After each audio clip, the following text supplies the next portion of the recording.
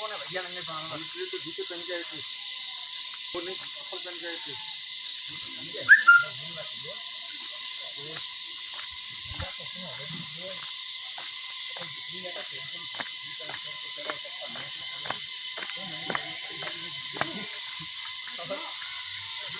આવ્યા